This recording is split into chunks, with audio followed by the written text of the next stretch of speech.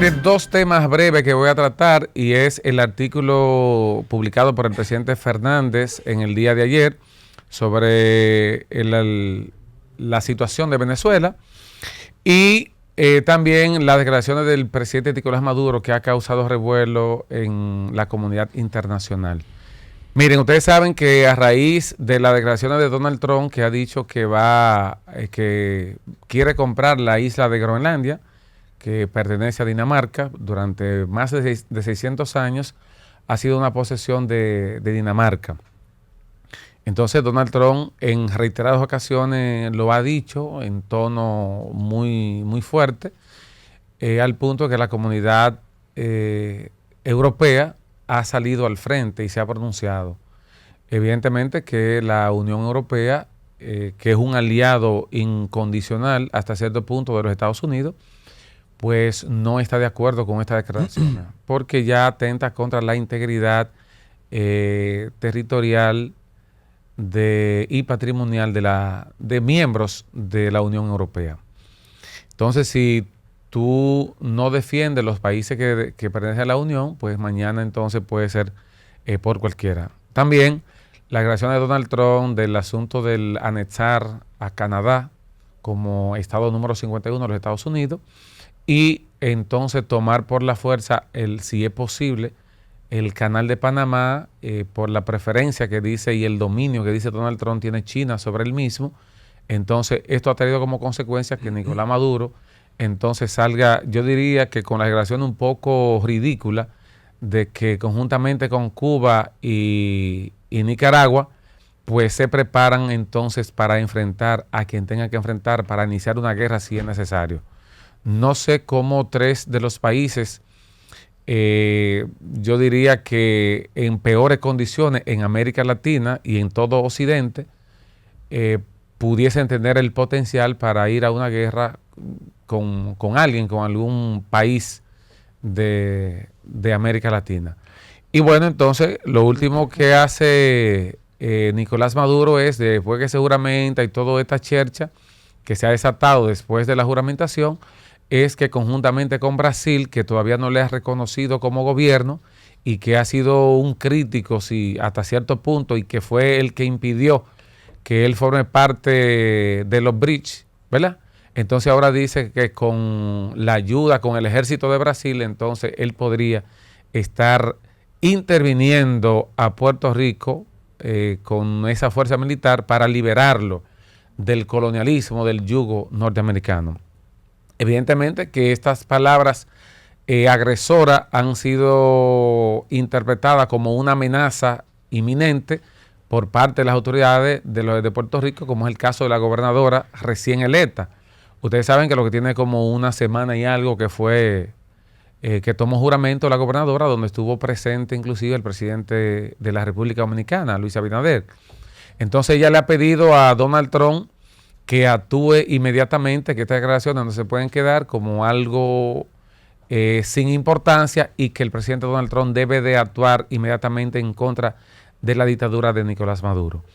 No sabemos hasta dónde quiere llegar Nicolás Maduro, por orden de quién está actuando, por orden de quién está haciendo este tipo de amenazas que yo creo que son peligrosas y que no es para reírse. Yo pienso que con este tipo de cosas no se pueden hacer bromas, no se pueden hacer chistes, porque América Latina tiene, después de su estabilidad que la ha logrado democráticamente, con sus altas y sus bajas, yo pienso que ya ha quedado institucionalizado el respeto a la autodeterminación de los pueblos y el principio de la no intervención. Yo creo que entre nosotros eso debe quedar claro, y lo que debemos fomentar es la hermandad entre los pueblos latinoamericanos, entre los pueblos iberoamericanos, que tenemos una misma cultura, que nos une una misma religión, un mismo idioma, entre casi el 99% de los países. Yo creo que estas declaraciones pues debe ser rechazada por toda la comunidad internacional y sobre todo por los países que conformamos la Unión Latinoamericana. O sea, los países latinoamericanos debemos rechazar rotundamente esto.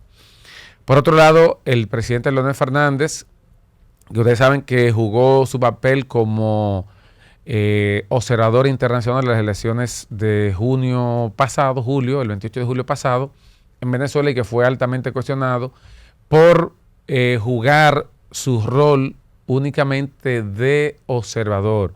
Hemos dicho, yo en mi caso personal, que fui observador de unas elecciones, he estado en varias ocasiones como observador de elecciones en varios países. Yo sé cuál es el papel, el rol que debe de jugar un observador. Es de observador. No es que tú vas a inclinarte a reconocer o desconocer resultados. No, tú vas a observar el proceso. Tú puedes emitir un documento público diciendo cuáles falencias o cuáles fortalezas, cuáles problemas se produjeron en ese proceso electoral, y debes limitarte solamente a eso, a más nada. Tú no estás llamado ahí a usurpar o a sustituir o a hacer las veces de Consejo Nacional Electoral o de Junta Central Electoral, como, en fin, como se llame ese organismo en cada país. De modo que el presidente Fernández, en su artículo del día de ayer, yo pienso que plantea una posición muy positiva, muy que debemos acogerla. Él plantea que las intenciones que ha mostrado Francia y Brasil de que se retome el diálogo, el oficialismo con la oposición política, el presidente Fernández respalda esa posición. Porque si bien es cierto que, como dice él, la Unión Europea, los Estados Unidos, Reino Unido, han recrudecido las sanciones que tenían hacia Venezuela, con el objetivo quizás de mitigar la fortaleza que tiene el régimen en sus Fuerzas Armadas, en su base todavía social que le apoya. No menos cierto es que esto puede traer como consecuencia que el régimen de una u otra forma se siga imponiendo, y entonces eso siga lacerando la democracia, la institucionalidad y la libertad del pueblo, que no tiene la culpa de lo que allí está pasando. Naturalmente, el presidente Fernández dice que esto puede traer como consecuencia que haya una implosión interna y que hayan entonces sublevación en contra del régimen, y esto pudiese desencadenar con una, quizá con que echen al madurismo, que no es chavismo, sino madurismo del poder. Pero es un proceso que podría ser sangriento, es un proceso que puede ser muy doloroso, y que él plantea que el diálogo sea la salida que se le pueda buscar a esa problemática venezolana. Yo creo, al igual que el presidente Fernández, que lo que hay que hacer es un diálogo, no en los términos que quizá se fue en el pasado. Ustedes saben que se hizo luego Biden, luego de la guerra de Rusia con Ucrania, pues se reunió, algunos ejecutivos de los Estados Unidos se reunieron con el régimen y hubo una cierta flexibilización. Por eso ustedes ven que una de las economías que va a crecer por encima del 5% es Venezuela, y se debe a esa apertura, a esa flexibilización que hizo los Estados Unidos con relación a las sanciones que habían establecido en torno al petróleo, sobre todo. Entonces, yo pienso que si tomamos el diálogo, que se puedan hacer, no que se haga un proceso electoral de nuevo, porque yo creo que lo que tiene que el régimen es entrar en su legalidad y entregar las actas intactas del proceso electoral a la comunidad internacional que la ha exigido, para que allí entonces se pueda examinar cuál fue la realidad de lo que pasó, que todo especulamos, ¿verdad?, o intuimos de que allí fue un 70-30, el 70 a favor de la oposición y el 30 a favor del oficialismo. Entonces, de ser así, que esos resultados sean respetados y que se le busque una salida negociada. Esto lo adiciono yo, porque es como me dice un primo que tengo en Venezuela, que es el chavismo. Y me dice: John, pero ¿cómo tú crees que Padrino López, que el presidente le ha entregado todos los medios de producción, todos los beneficios de las minas, todos los beneficios de lo que tiene que ver con las áreas alimenticias, se lo ha entregado a las Fuerzas Armadas? ¿Cómo tú crees que entonces ellos van a entregar todo eso, van a entregar todo ese poderío para que entonces Estados Unidos lo extradite y le ponga 2 o 3 cadenas perpetuas, lo condene y le quite todo y persiga a su familia?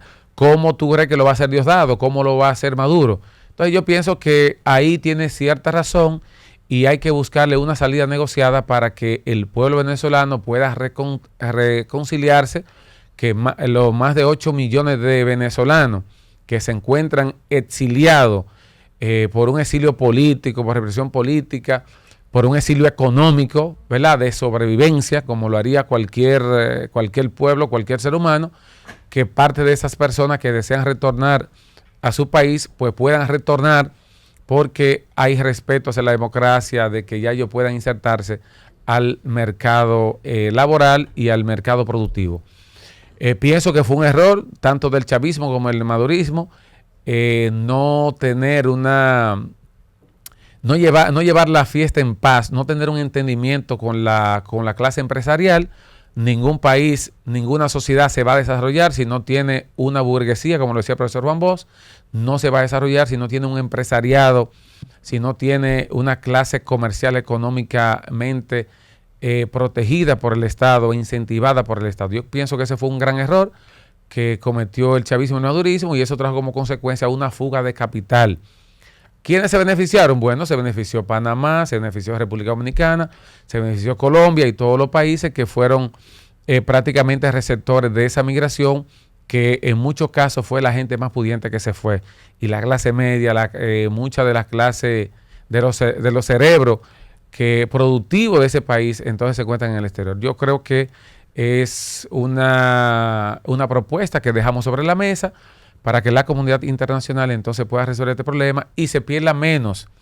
Porque, señores, en estos años de confrontación se ha perdido más, el pueblo venezolano ha perdido más, y yo creo que ese pueblo no se merece eso. El pueblo de Simón Bolívar, que luchó tanto por la integración, que se enfermó al ver que sus hijos, que sus pueblos que él liberó y unificó, entonces estaban matando por los intereses, el individualismo. Yo pienso que lejos de sentirse orgulloso Simón Bolívar de usted, Nicolás Maduro, yo pienso que siente gran tristeza, que siente gran decepción, porque usted lo que ha contribuido es a que su pueblo esté imbuido en la represión, en el hambre, en la desesperanza y en esta migración desenfrenada de manera involuntaria que usted ha provocado. Llame Cundo. Panorama FM 96.9